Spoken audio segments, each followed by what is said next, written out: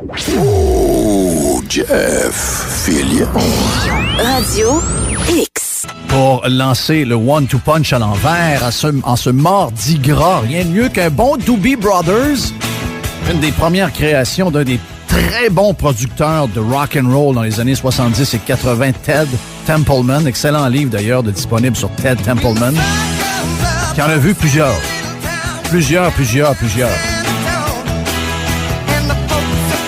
Notre chum, parce que je suis en quarantaine, il n'est pas en studio, mais il est dans un autre studio à Radio X. On est techniquement irréprochable. Merci à Dom Gagnon et à notre ami Mr. White pour tout le travail qui nous permet de se parler un peu partout à travers la région. Jerry est chez lui parce qu'on est dans le one-two punch et que Jerry a sa place chez lui en ce moment, même si on est en studio pour faire Radio X. On vous rappelle que le one-two punch à l'envers est toujours fait un peu avant parce que c'est fait pour Radio Pirate. Et notre ami Doom, lui, est dans les studios de Radio X quelque part. Doom, t'es salué. Même chose également pour Jerry.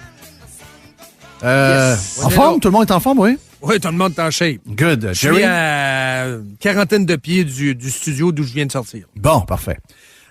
Beaucoup de choses à jaser. Jaser aujourd'hui. Jerry, on t'a pas entendu encore, mais t'es là, puis tu mets ton grain de sel quand ça te tente. Je suis là. Yes. Oui, les petits oiseaux. Ça, c'est moi qui fais les oiseaux. Vous avez aimé ça? C'est moi qui fais les oiseaux en passant. Parce que hier, les gens qui sont pas abonnés de Radio Pirate et de Jeff Fillion, c'est que Jerry a fait le show au complet à côté de ces oiseaux qui jasent pas à peu près, là. Tu sais, et ça... Ils sont très intenses. Ils sont vraiment très intenses. C'est probablement le seul podcast de l'histoire du podcasting qui a été fait pendant 2-3 heures avec des oiseaux en background. C'est quelque chose. Ça donne de l'ambiance du Sud un peu. Là. Oui, ça fait du bien en plein hiver. Dom, t'es de bonne humeur? Yes, number one, absolument. Good. Absolument. Ouais. Je vois l'image, c'est parce que là, je sais que tu reviens du Sud. Je sais pas si t'avais une télé noir et blanc dans ta famille quand t'étais jeune à Chicoutimi-Nord. Oui. Mais c'est pas mal ça qu'on a. C'est du noir et blanc, mon cher. Ouais. Mais c'est pas grave. Écoute, c'est pas grave. Il nous reste un mois et demi pour avoir un peu de couleur et un peu de le temps vie. des sucres s'en vient, là. Ouais. Mais c'est pas le temps, là, de faire des parties. Faut falloir se commander une boîte. C'est pas le temps d'aller dans les cabanes à sucre, là. C'est le temps d'y voir toutes fermées une après l'autre, puis on les aidera en temps et lieu. On va les aider, là, les cabanes à sucre, là. On va aider Air Transat qu'on est en train de mettre à terre. On va aider beaucoup de monde. Ben, on va aider tous ceux qu'on sac à terre. On va les aider, là. C'est pas le temps. Si tu fais du popcorn à la maison, pas le temps. On va t'envoyer un chèque à la place. Mais ça me tente de ne pas me faire aimer sur les cabanes à sucre. Ça te dérange-tu? Ben, je veux dire, let's go. Je veux dire, je t'écoute, man. C'est que chaque fois que je vais dans une cabane à sucre, je sens toujours que je me suis fait fourrer pas à peu près. Et je sais qu'il y en a qui vont nous écrire au 670-9098 que la cabane à sucre où ils vont, eux, c'est la meilleure. C'est pas la mienne. C'est ça. C'est la meilleure au monde, puis tu manges bien, puis le prix est correct. Je dois peut-être tomber dans les pas bonnes. Mais souvent, c'est une bouffe ordinaire. Tu sais, je comprends, là, une cabane à sucre, c'est pour faire du sirop. Le sirop du Québec, peu importe la cabane à sucre, est habituellement d'une qualité extraordinaire, ça je dois le dire. Mais tout le concept alentour de la cabane à sucre, qui est très dans notre culture. Les oreilles de Christ, les œufs, les crêpes. Sauf que la bouffe a évolué. On a évolué avec la bouffe. Et à chaque fois que je mange dans une cabane à sucre, ben oui, des fois le bacon est bon. Ça peut arriver que le bacon, tu sais, manquer du bacon, il faut être assez mauvais, là. Mais ça m'arrive, Jeff. Ça t'arrive. C'est pour ça que je t'achète du bacon pré-cuit en passant. Non, mais tu sais, des fèves au lard. Des fèves au lard, c'est pas tout le monde qui font des bonnes fèves au lard. Ouais. Des bines, c'est des bines. Les bonnes, les billes, c'est pas méchant, là, mais des vraies bines de cabane, c'est bon. Ouais, mais il y en a qui sont pas bonnes. Il y en a qui manquent un peu de, je sais pas trop quoi, il manque un peu de sel, il manque un peu de il utilise du sirop d'érable, peut pas y manquer ben. Mais je veux dire, il y en a qui réussissent à avoir des bines fades.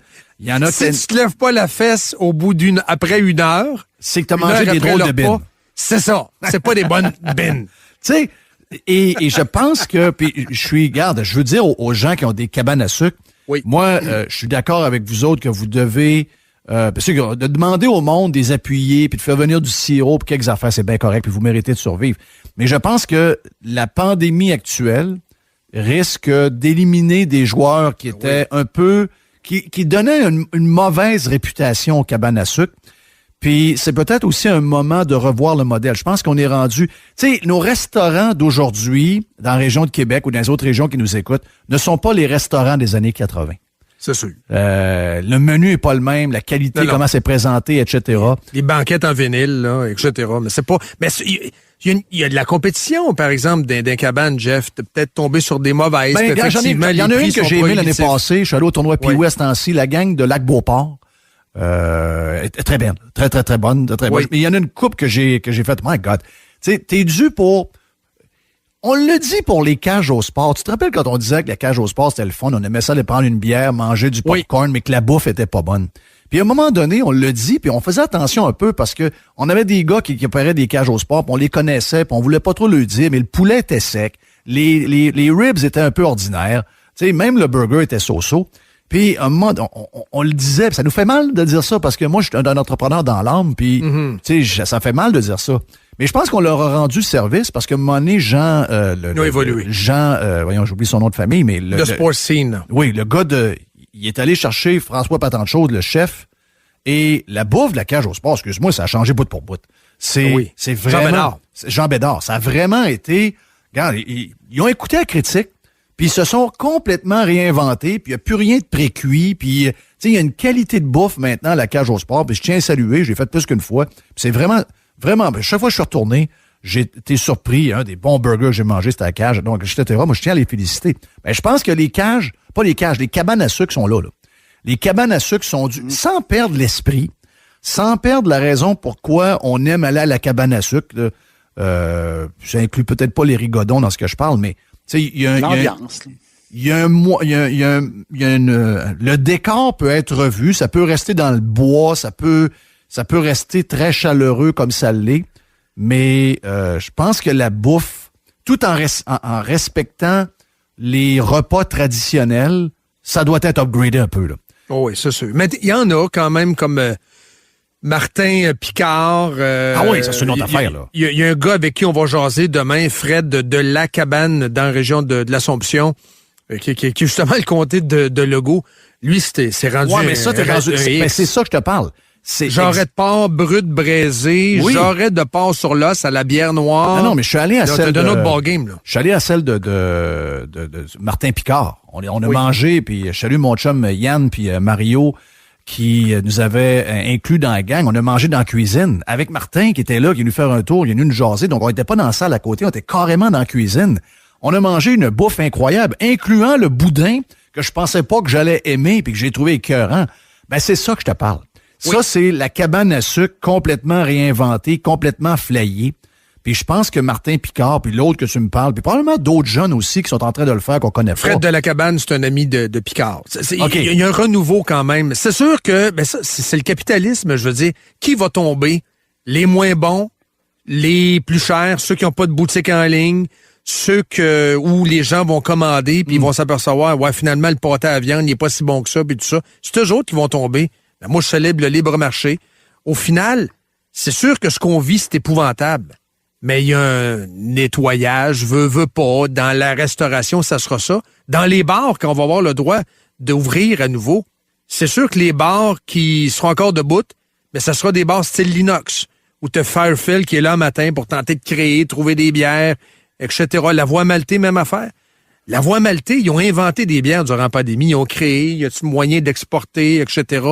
Moi, je pense que ça a été un grand défi pour les entrepreneurs durant la pandémie, mais de se dépasser, puis au final, de survivre, de sortir de là plus fort. C'est la même chose des médias, que les médias ont été aidés par le gouvernement. C'est pas été pas tout le monde a été aidé par le gouvernement. Il y en a qui ont eu des prêts, etc. Ça, c'est une autre game, là.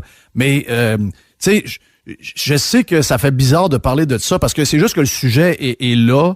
Oui. Puis, moi, c'est pas la première année. On a toujours des moments où on dit, bon, on va aller à la cabane à sucre parce qu'on a de la visite qui viennent d'ailleurs puis ils veulent vivre ce genre de trip-là. On est toujours un peu déçus. Les gens d'ailleurs sont pas déçus, eux autres, parce que ça les dépayser un peu. C'est ça. Puis, exact. Mais tu sais, moi, je trouve que la bouffe a besoin. Puis on est rendu là. L'exemple que tu donnes de Martin Picard, c'est le plus bel exemple. C'est lui. C'est cuit dans des poêles du temps avec du bois puis tout. Des viandes sauvages. Des viandes sauvages. C'est le retour au terroir, mais veste de chasse, veste carottée, mais 2021. C'est un peu ça. Tu sais, je vais même aller plus loin. Les gars qui ont acheté la cabane à Jerry, c'est un peu ce qu'ils ont fait. T'sais, Vincent, Vincent, il n'y a pas de sirop d'érable, puis il n'entaille pas des érables. Mais puis je comprends que c'est très sud comme vision que Vincent avait quand il a parti ça. Sauf qu'il y a un fond aussi de traditionnel, la bonne viande. Oui. Il y a des crucifix ces murs. Oui. Tu sais, t'as l'aspect patrimonial du Québec, puis qui est très hipster. Là. Oui. Tu sais, il y a des hipsters même de Montréal. Moi, je pense que les hipsters doivent prendre le contrôle des cabanes à sucre maintenant. Oui. Tu comprends-tu? Moi, j'ai dit à Vincent. Jerry, tu me suis-tu dans ma patente, Jerry? Oui. Oui, mais l'assiette, je vais te le dire, là, parole de mon père, l'assiette est primordiale. Le décor vient en deuxième. Ça, c'est un vieux restaurateur qui parle. Oui. Donc, quand ton assiette, justement, ce que tu reproches aux cabanes à sucre présentement, dans le sens que oui, tu as un setup extraordinaire, oui, tu as la tire, puis tu as l'ambiance, tu as le traîneau, les chevaux, tout ça, mais quand tu arrives pour manger, c'est so-so. Donc, c'est l'assiette qui prime. Après ça, autour là, tu peux faire des affaires. Si tu manges bien, puis que t'es renversé, tu t'en fous un peu que ce soit du prolard à terre au lieu du plancher de bois. Là. Ben, c'est le plancher d'origine. Jerry, c'est encore Vincent Chantigny a gardé le plancher d'origine. Ça n'a pas changé. Oui. Ça n'a pas changé. Il a tassé une coupe d'affaires, mais même là, c'est assez basique. Puis regarde, Vincent Chantigny, moi, quand il a ouvert, moi, j'ai dit, il m'a présenté son concept, là. Je suis allé jusqu'à d'un frigidaire. J'avais amené le petit Victor avec moi. Dans ce temps-là, il était petit, là. À cette heure, il me dépasse, là. Mais on est allé voir dans les frigidaires. Puis, regarde, je vais mettre ma viande là, puis ci, puis ça. C'était rough au début. Il y avait de la misère à avoir des prêts. C'est de la restauration, c'est normal. Oui. Là, j'ai dit ça, là. C'est une cabane à sucre du Texas. Ben voilà, c'est ça. C'est en plein ça. Oui. Voilà, c'est de ça que je te parle. Puis, je les ai pas toutes faites, là. Tu sais, je veux faire attention, là, avec ce que j'ai dit, c'est que, tu sais, j'ai pas fait toutes les cabanes à sucre, là. Il y en a probablement que la bouffe est excellente, puis tant mieux. Sauf que, souvent déçu, des cabanes à sucre bien pleines, là, avec des succès, là. Mais tu sais, ils font du volume, Jeff. Ils font du volume. Je comprends. Le gros plat est là, tu piges dedans. Ils font du volume. C'est des voyages organisés. C'est ça, si tu me charges 12$, parce que la bouffe est so-so, je vais te dire, bon, m'en sac un peu. Mais tu sais, à la fin, c'est 25$ par personne pour te manger assez ordinaire. Tu te dis, ouais, là, t'as raison. Ça a coûté, on est 5, ça a coûté 150$. Là, je veux dire, je suis pas sûr que j'ai bien mangé tant que ça. Mais c'est ça, là, ceux que je vois à TV, là, près, comme tu le dis, avec des sites Internet, des genres de beau packaging dans quoi ils mettent tout le stock qu'ils vont vendre sur le web, etc. Eux autres, je sais que les temps sont durs pareil, mais j'ai le feeling qu'ils vont survivre parce que ils ont suivi le temps, ils ont suivi ce qu'on doit être rendu aujourd'hui. Il faut que tu sois métissé un peu. Comme là, vois-tu, il a fait une épicerie à l'intérieur de son resto, Vincent Chantigny. Là, il y a les ribs coréens. Ribs, on en mange même à cabane ou on en mange au Québec. Ribs de bœuf coupé transversalement à la mode coréenne et braisé dans une sauce au parfum interratio. Il est flayé, là. Oui. Il est flayé. Et tu sais, les ribs de bœuf au Québec, c'est pas quelque chose qu'on parlait ben non plus, là. Non. T'sais, on est brisket. Dans le porc, on est beaucoup dans le porc, mais on n'est pas dans le... Oui, c'est ça, on va travailler le brisket, les os sont enlevés tout, puis tout est filoché à grandeur, là. Mais quelle idée géniale. Quelle idée géniale. Puis il y a un buzz de nourriture coréenne en passant, là. Donc, tu sais, il est tout là. Il y a un boss de petite ferme, le retour aux petites fermes. Comme là, vois-tu, Rib Saint-Louis part de la ferme sur l'eau. Tu sais, il y a des petites fermes qui sont spécialisées, pas nécessairement dans le bio, mais dans la microculture. C'est le retour à la terre, Jeff. C'est un mélange de toutes sortes d'affaires. Oui. C'est le bœuf, on achète-tu une cabane à sucre? Le bœuf mange ce qu'il a à manger, là. Oui. Une cabane à sucre, la cabane ou la terre, tu veux dire? On achète tout. Embarque-tu avec moi? Jeff a besoin d'un rêve, je pense, là. Ouais, j'ai besoin d'un projet. On embarque-tu, là, on se part une cabane à sucre, puis on fait ça très hip. C'est ce que Vincent voulait faire au départ. Il voulait acheter une cabane à sucre, puis faire... Ben, le problème, c'est que c'est le prix. Tu veux acheter la cabane, mais t'as là, il va en avoir pas cher. Faut que t'achètes de fonds de commerce. Ouais, mais là, il va en avoir pas cher là. Oui. Ben, Ça, c'est sûr que, peut-être pas là, mais peut-être que d'ici un an, quand il va y en avoir qui vont tomber, c'est sûr qu'il peut y avoir des... À la cabane de Martin Picard, il y avait des pizzas faites dans le four à bois, là. C'est ça. Puis je sais pas comment ça a été, là. Je sais que ça a été dur pour Martin Picard pendant la pandémie. Je me demande s'il a pas vendu ou il s'est pas débarrassé de ça. Il me semble que j'ai entendu parler qu'il avait tué ses animaux parce qu'il voulait pas les entretenir. C'est ça. C'est ça. Il le dit, ça. Ouais. Ça, c'est triste, hein? C'est vraiment... Mais la cabane est belle. La cabane de Martin Picard, c'est parce que c'est rustique, t'as des poutres de bois, tu le sais que t'es dans une cabane à sucre, mais t'as tes beaux bancs en métal, t'as un beau bar, t'as l'éclairage, le fun.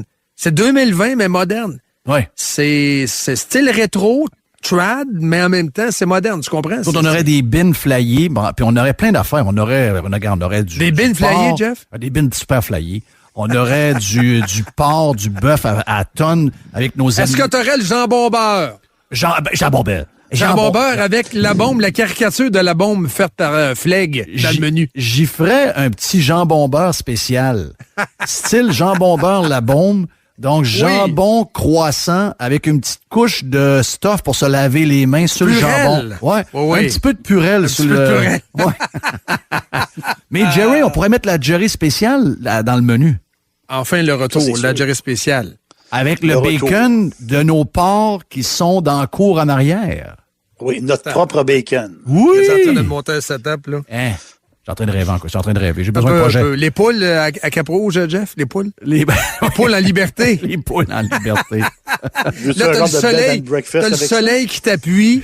T'as QS qui t'appuie. T'as la nouvelle coqueluche de QS. Oui. Le retour à la terre. Manon Massé. Manon. Moi, chez vous. Oui. Hey, là, ça fuckerait, là. Là, ça vient de fucker l'aquarium Barrett, ton affaire, là. Parce que ce serait une coop.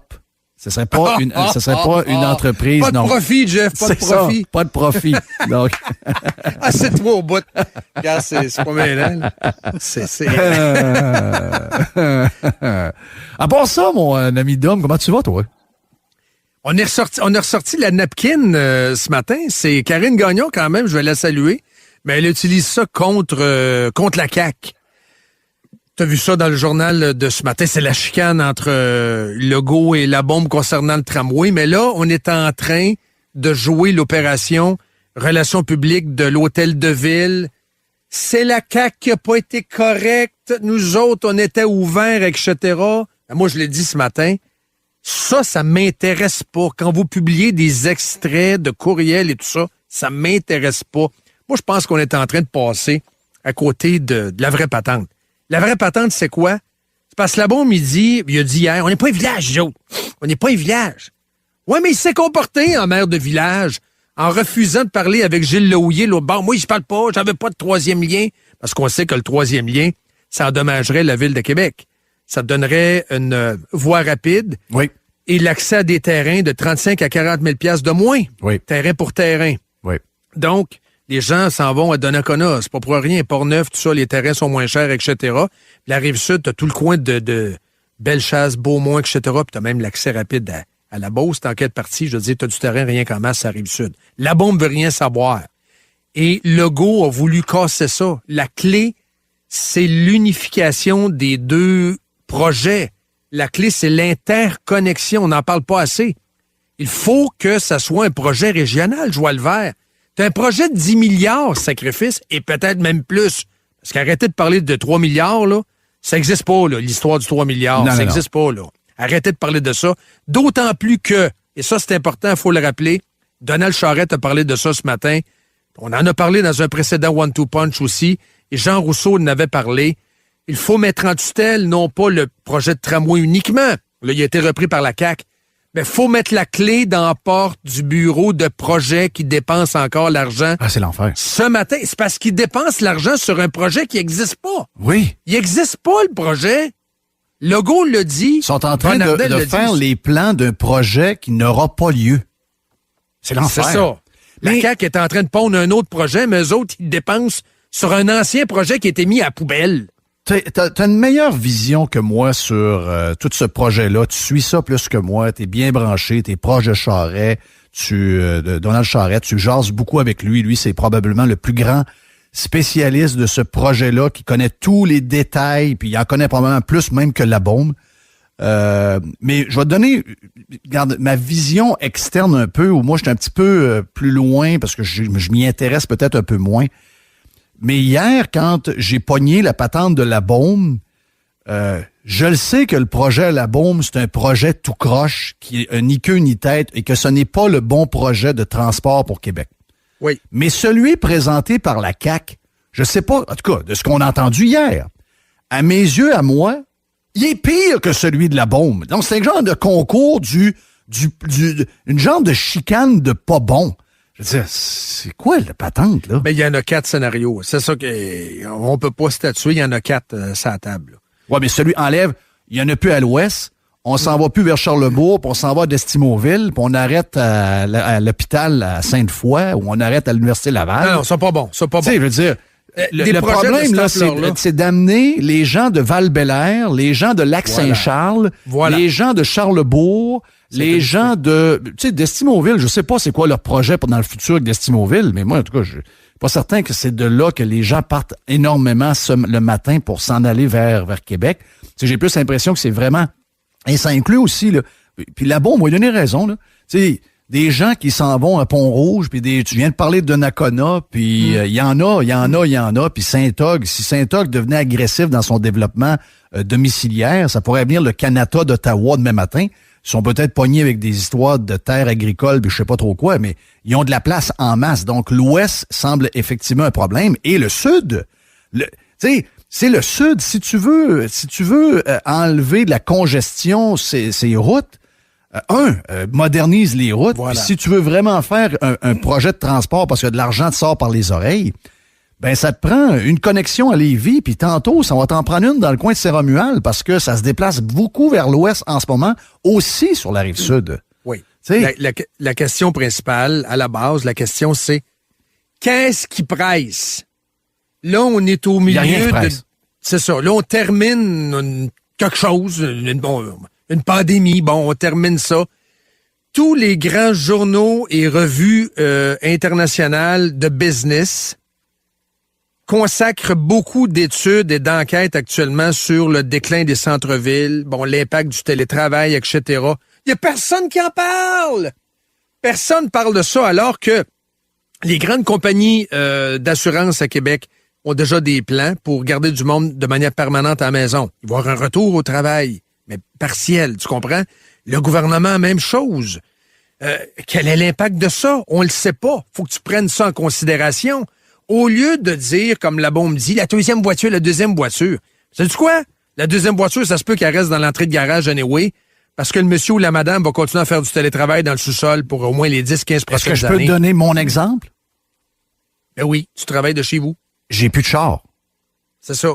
Je n'ai plus de char depuis le début du mois de mai. Puis, sais-tu quoi? J'ai aucune intention de me racheter une voiture. Je travaille à distance. T'en sauves des coûts, là. Ben oui. Tu sais, à un moment donné, pendant le début de la pandémie, de voir 2 chars arrêtés dans la cour, c'était complètement... Tu vois les dollars sortir, puis les chars servent pas.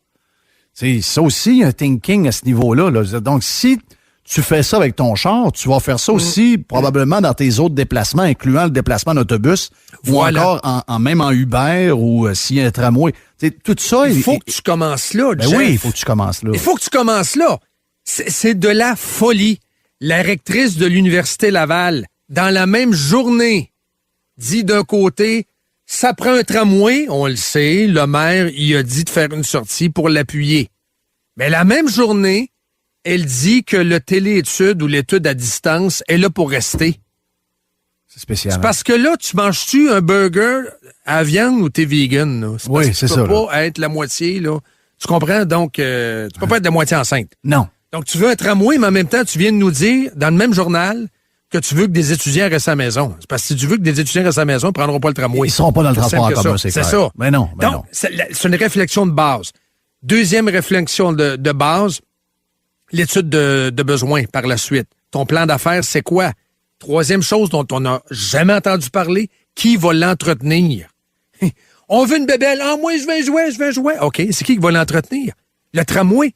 Il y a eu, ça a été révélé devant le BAP, aucun plan de match, aucune ventilation des coûts d'entretien. Ça va être entretenu par qui? Ben, je présume le RTC. Combien ça va coûter? Combien d'employés? On le sait pas. Ah, qui va payer? On le sait pas. Ben là, on le sait qu'il va sûrement se taper une enveloppe minimum 200 millions d'entretien. par année. Ben, c'est ça. Puis ils vont se tâter une enveloppe au provincial. Ben, ils pensent pas à ça. Et surtout, l'autre affaire, on n'a pas été consulté pour ça. Tu parles de projets intégrés de 10 milliards. Je pense que le troisième lien a plus d'appui que le tramway. Je pense. Ben, c'est clair, il y a encore un sondage qui l'a montré. Sauf que il y a une affaire qu'il ne faut pas que tu minimises dans ce qui est en train de se passer. Puis le sociologue joue sa game comme du monde en ce moment, aidé par ses partenaires médiatiques, puis même institutionnels. Là. EQS beaucoup, voilà.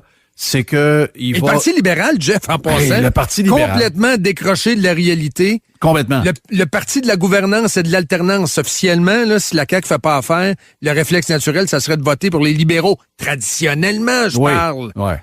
Mais eux autres, c'est des QS bien habillés. Mais j'ai comme le feeling que la bombe avec... Tu sais, la bombe, il y a un côté magicien un peu, là, on se le dit, là. Au petit pied. Au petit pied. Mais il va réussir à même embarquer dans sa contestation contre la CAQ les anti-tramways. Tu comprends-tu? Ça va devenir Québec contre le gouvernement, puis ça va être il va y avoir un mélange là-dedans. Puis ce que moi je pense que ça va faire, c'est que ça va juste donner une victoire facile à la bombe à la prochaine élection municipale. Et dans sa tête, il y aura un mandat clair pour faire le tramway. C'est ça. Il y a un mélange là-dedans. Il y a un mélange émotif où ce que le gouvernement qui vient nous traiter comme des prisonniers pendant des mois, les gens de Québec sont à bout de la CAQ, ils leur ont donné leur vote, ils leur ont donné leur appui en premier alors que personne n'était pour la CAQ. Et là, la CAQ a abusé de son pouvoir avec la région de Québec, surtout dans les 10 derniers mois, nous ont traités comme de la chenoute. Eh bien là, les gens en ont plein le cul de la CAQ depuis longtemps. Plein le cul, on va le et dire. là, ils va rajoutent l'histoire du tramway où ils sont en train d'arriver avec une affaire aussi croche, et sinon plus croche que la gang à la bombe. Ben, les gens de Québec, même s'ils sont anti-tramway, vont embarquer dans le bandwagon de la bombe. C'est bon. Ton analyse, c'est la même analyse que Michel Morin. Il n'en a pas parlé en ondes, mais Michel avait le goût de parler de tramway. Fait qu'à un moment donné, quand je vois Michel Morin sur l'afficheur, je réponds. Oui. Et, j'aurais le goût de parler de tramway. Mais moi, je suis dans le Vieux-Québec, j'attends mes gars à l'école. Je dis, Michel, là, on va y parler, je vais t'entendre. C'est la même analyse que ce que tu viens de livrer, Jeff. Oui. C'est la même analyse.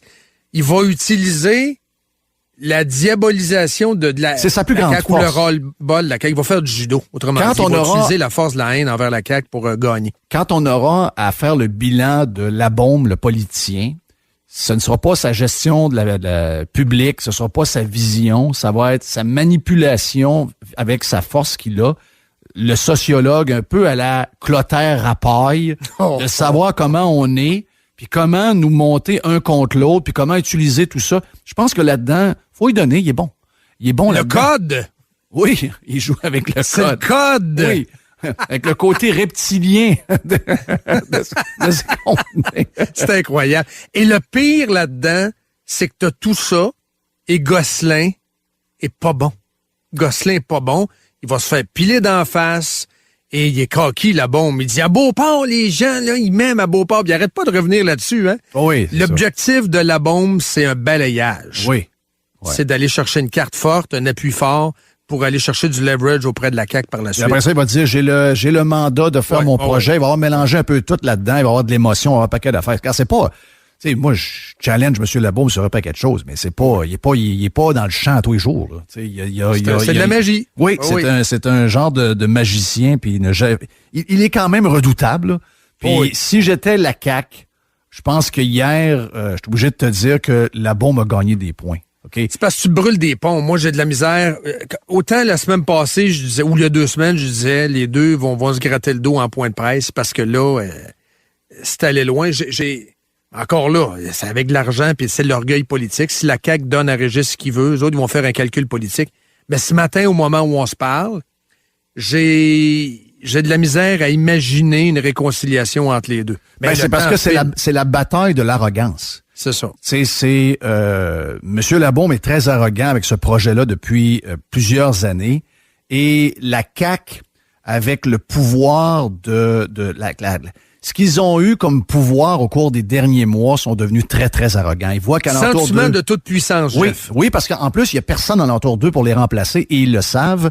Le fait qu'ils sont à la TV quasiment à tous les jours, qu'ils ont pris le contrôle des médias, puis je sais que tu vas parler de ce contrôle-là dans les prochaines heures, dans tes prochains shows.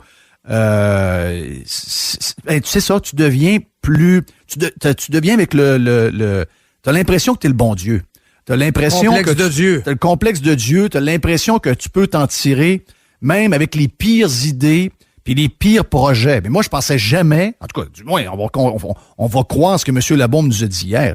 Mais je suis obligé de te dire que, personnellement, j'ai à choisir entre ce que les options que la CAQ a amené pour... Si on a un à faire, là, un projet, là, on s'entend, là, parce qu'ils vont en faire un, ça a l'air. Si j'ai à choisir entre celui ou ceux proposés de la CAQ et celui de Labaume, je suis quasiment en train de te dire à midi que je prendrais celui de Labaume. Tu sais, comment ils ont pu arriver avec des idées plus folles que le projet de Labaume, qui est lui-même un projet tout croche? Ça demande soit beaucoup d'arrogance ou vraiment que ce sont des incompétents de grande classe. Là. C'est les plus grands incompétents qu'on a jamais eu à tête du gouvernement. C'est un ou l'autre. Là. Ce que je vois sur les 4 scénarios, c'est surtout aucun lien vers l'aéroport. Là. C'est parce que dans une ville normalement constituée... Ouais, mais je suis allé à l'aéroport. Ça là. te prend... Je sais, Jeff. Je suis allé à l'aéroport, oublie ça. Là. J'ai vu un autobus passer, le gars n'a même pas arrêté. Là. L'autobus de la ville, du RTC, a passé et il n'a même pas arrêté. Ça n'a pas de sens. Ça n'a pas de bon sens. Yes, c'est mort. Écoute, c'est mort à Montréal. Québec, je sais pas qu'est-ce qui va arriver de cet aéroport-là pour les 10 prochaines années, mais ça va être très, très dur. Écoute, c'était déjà dur avant COVID. Comment est-ce qu'ils vont faire pour relever ça? Je sais pas. Je sais qu'on mélange juste. Club Med va... non, mais les Chinois vont arriver. Les Chinois vont arriver. 50 000 voyageurs par année de plus, c'est ce qu'ils disaient. Ouais. Hey, t'as-tu quoi? On a fait le 1-2 punch à l'envers et on n'a même pas dit une fois le mot COVID. C'est bon, hein? Hey, c'est bon, c'est une première. Oui! Une première depuis un maudit bout. C'est une bonne nouvelle. C'est une maudite bonne nouvelle. Faut que ça achève, par exemple, je t'avais d'en parler. Mets-moi à la porte. Je te mets à la porte tout de suite, c'est fait. T'es parti. Salut, bye. C'était le 1-2 punch à l'envers. Et le 1-2 punch original a lieu jeudi matin à 7h. On est en Mardi Gras sur Radio X. Merci à Doom Moret.